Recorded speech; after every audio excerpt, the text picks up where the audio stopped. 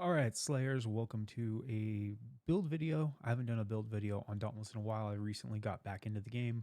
If you guys remember, I used to play this game while it was in beta and alpha, and just recently got back into it. I quit the game after the whole reforge mechanism came about. Lots of issues I had with the game around that time, but we're back playing Dauntless again, and I've got a build video I want to go over. There's two variations of the build we're going to cover. This is a stamina focused build or a low stamina focused build for sword. Really like it. It dishes out some major damage. There's a couple of ways you can tweak the build, and two primary weapons we go with this build. So let's jump into the game real quick and go over the primary. This is the primary build for me for sword right now. This is the one I prefer. So it's going to be Cyclonic Fury, Malkirion's sword. We use that with the +3 cunning, +3 endurance, Avenging Overdrive, which is very important for this build. If you don't have Avenging Overdrive, you can get that from Lady Luck. It'll take you 2 weeks of grinding the basic trial to get that. Now you've got a couple options on the mod. If you want more survivability, the Mending Blade Core is a good option. The other one that works out really well if you're getting a lot of dodges, you can go with the Keen Edge, because this is going to give you a movement speed, which is going to feed into Tempest. We're going to have that bonded with the, as we call him, Savici, but Savant, or however you want to pronounce that, his one for the Lightning Boomerang. On top of that, you also get the +3 pulse. Very crit focused build. We're going to be going with the Shrike's Zeal Lantern with an Energize on it. The advantages to this is the extra move speed feeds into the whole Tempest mechanic. Now, there's a couple changes you can make to this build. This one doesn't have the move speed bonus from Invigorated. You can switch out the Dark Watch for the Spellbound Hood, and then switch out the Ice Feet for Thrax's Guile.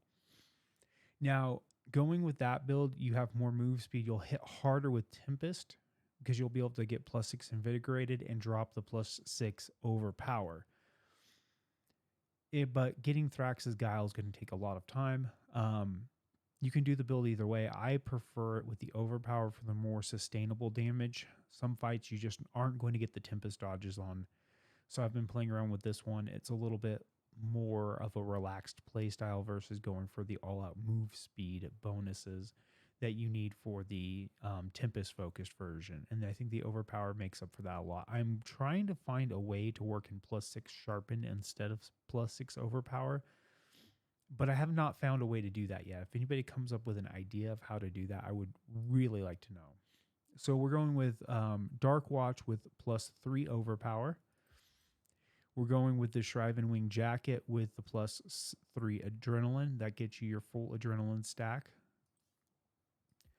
We're going with Fiery Gauntlets. We use this in all the variations in the build. This is +3 Endurance and +3 Pulse. This is going to finish off your Pulse and your Endurance stack right there. And then the Feet of Ice are giving you the other 3 Overpower and giving you the +3 Parasitic for a little bit of added survivability. Now, the other variation of this build that I like to play with is switching out the Malkirion sword. Over here, we go with the Edge of Tomorrow, and we bond that to the Rezakiri's Call of Dawn blade. This gives you cunning +3, plus it gives you the 12% chance to attack twice. If you're in a lightning escalation, this is a good switch out, or if you're fighting lightning behemoths, this is a good switch out. Good switch out if you're farming dark behemoths. So we go with the +3 endurance and the +3 pulse on this, because we're going to switch out basically the cunning on the gloves to pulse on the gloves, since we're getting cunning from the weapon instead of pulse from the weapon. That's pretty much the only other change out for that. And then, of course, a couple modifications if you want to switch out for the Spellbound Hood and for the, what were they called again? Thrax's Guile for the feet. A couple little changes there. Thrax's Guile gives you cunning, and I believe they give you another slot for pulse. And then on the helmet, you're going to be able to get +3 invigorated and a spot to put the other +3 invigorated. So those are the main changes to the build. It's a really fun build. I've had a lot of fun with this build. I've been using it nonstop for the last week and a half. I don't normally play sword. I've never really enjoyed the sword playstyle, but this works out really well. The thing I like about this build is with the avenging overdrive is you have that ability to just counterattack, and those are some mean counterattacks with a lot crit. You have a really high chance of getting a crit. I've had counterattacks ranging from 2 to 7k depending on what I'm doing, and I've been able to get Tempest hits even without all the move speed bonuses in some escalations up to about 18k, 20k. I think I even got a 24k, but I think that might have been when I was running Invigorated with this build as well. And like I said, the only reason I don't run Invigorated is I want the more consistent damage instead of all the spikes from Tempest. I do still use Tempest on this build, even without the Tempest focus on the build, because the Tempest hits are still really nice, even without Invigorated. You don't really need a stack Invigorated for that. If you're getting multiple dodges in a row with Tempest, you still get a lot of move speed bonus from Tempest itself. And I feel like that with the high probability of crit, the 45% crit bonus, and all of that, it works out pretty well for me. Let's go over the perks real quick too. So Adrenaline's going to grant you 3% damage for every 10 stamina missing. Now, depending on how far you are in the Slayer's tree, we should probably switch back to the game view real quick. Depending on how far down the Slayer's tree you are, you're going to be sitting around 120 or 110, I think, stamina total. So this, even if you save enough for a dodge, that is a 3% per 10 missing. So if you're missing 100, if you've got the bonus from the Slayer's tree, you're looking at 30% damage bonus there. But we're also stacking an extra 100 stamina from endurance, so that gets up to a 60% damage bonus while still having enough for one dodge left. With cunning, we're getting an extra 10% critical strike plus an extra 30% critical strike damage. Now that's going to play off really well with Pulse, because Pulse is giving you another 15% critical strike damage, so 45% critical strike damage plus a guaranteed crit every 5 attacks. Then we're going with Overpower for 40% against staggered behemoths, and despite sword not being the best weapon to stagger, in order to keep your stamina relatively low, you're going to primarily be using heavy attacks. And those heavy attacks on the head are going to cause substantial stagger damage, making Overpower just work really well with this build. Now, the 20% weapon charge rate from Energize is going to let you do something very fun with this build. When you go into Avenging Overdrive, if you have a little bit of stamina built up, the behemoths on the ground, you can pretty much just spam your heavy attacks. And the advantage of spamming your heavy attacks when you're in Overdrive is that landing that third hit is going to keep recharging your weapon charge so fast that you can pretty much indefinitely stay in Overdrive for a pretty good amount of time. I've had some behemoths where I've gone from like 75% health to dead before the overdrive broke, if the behemoth is being controlled properly, just because of that extra 20% weapon charge rate off of the Energize.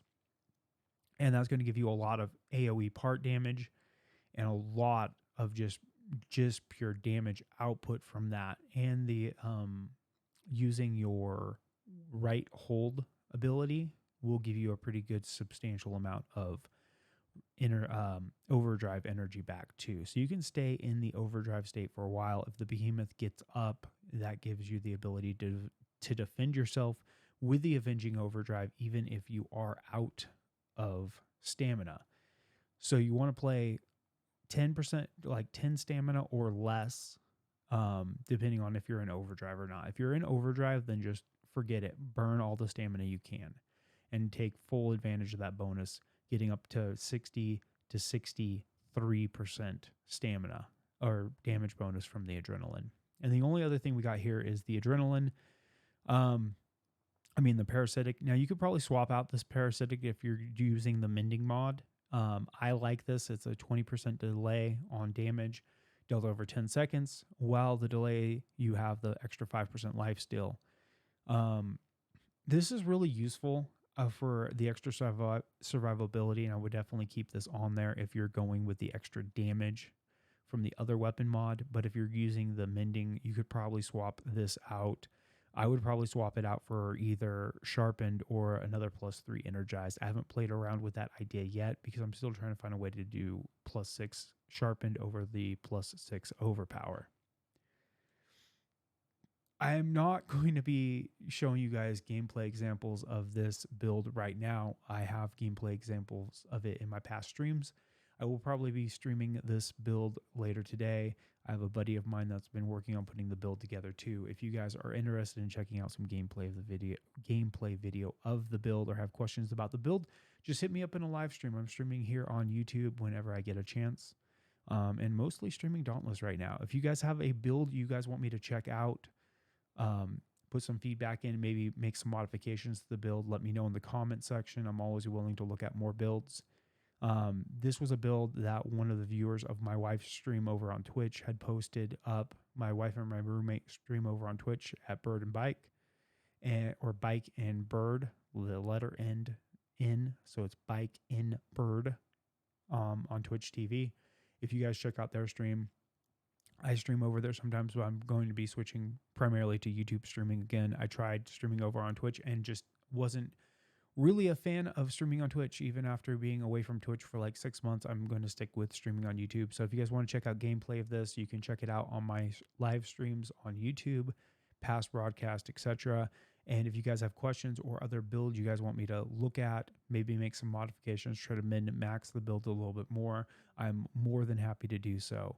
I am an axe and chain blade main. This is basically a modification of my chain blade build. I will be posting a video on the chain blade variation of this build, but it's pretty much the same thing, and go over some axe builds, both some like entry level and some more advanced in-game focused builds. I would say that this one might not be up to par for doing stuff like heroic escalations, but if you're farming and grinding, this build is great, especially when you're running with the lightning variation. You can run through escalations much faster if you've got a whole party of people running lightning weapons, because of that run time mitigation that you get from not having to run all the way to every behemoth.